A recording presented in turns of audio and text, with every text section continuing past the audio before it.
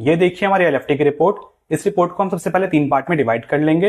ये वाले आपके टेस्ट होते हैं सारे बिलिरुबिन के, ये वाले आपके टेस्ट होते हैं एंजाइम्स के, और ये वाले आपके टेस्ट होते हैं प्रोटीन के। तो इस रिपोर्ट में सबसे पहले आप आज बिलिरुबिन के टेस्ट के बारे में देखो। जो आपका बिलिरुबिन होता है एक येलो कलर का कंपाउंड होता है जो कि आपके हीमोग्लोबिन के ब्रेकडाउन के बाद बनता है। ये आपकी बॉडी में एज अ वेस्ट होता है। बिलिरुबिन आपके 3 टाइप के होते हैं, टोटल, डायरेक्ट और इनडायरेक्ट। डायरेक्ट वाले को हम कॉन्जुगेटेड बिलिरुबिन बोलते हैं, इनडायरेक्ट वाले को हम अनकॉन्जुगेटेड बिलिरुबिन कहते हैं।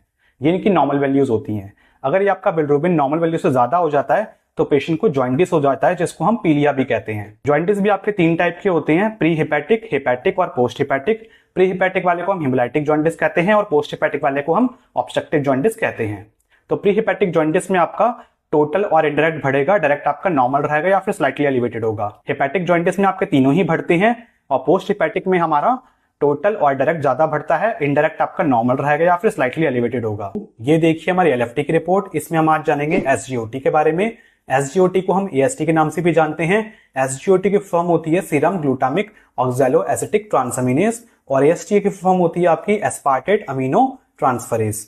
एसजीओटी आपका एक तरीके का एंजाइम होता है जो कि आपका पाया जाता है लीवर के अंदर।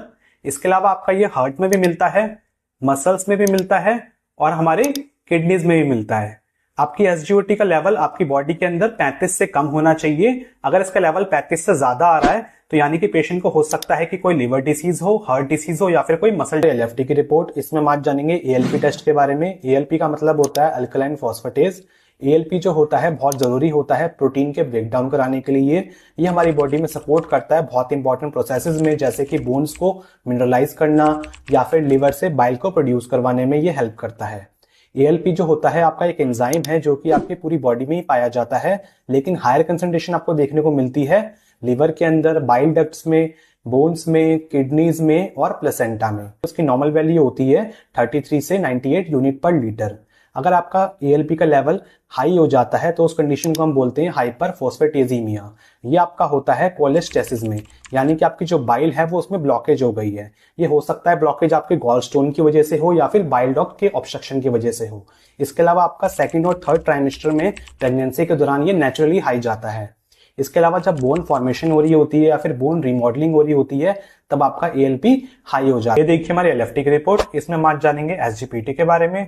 एसजीपीटी का मतलब होता है सीरम ग्लूटामिक पायरुविक ट्रांसअमीनेज। एसजीपीटी को हम एएसटी के नाम से भी जानते हैं। एएसटी का मतलब होता है एलेनिन अमीनो ट्रांसफरेज। एसजीपीटी आपका एक एंजाइम होता है जो कि सिर्फ लिवर में पाया जाता है।